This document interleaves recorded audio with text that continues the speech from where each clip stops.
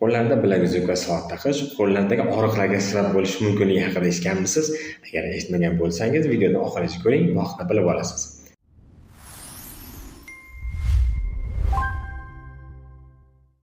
Bizda nevrologiyada Waardenburg nomli sindrom mavjud.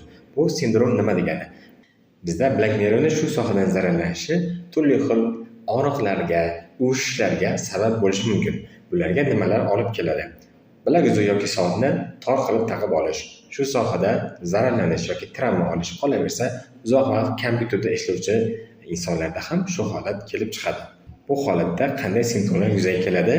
Birinchi, ikkinchi, uchinchi barmoqlarda uvishish, og'riqlar paydo bo'ladi.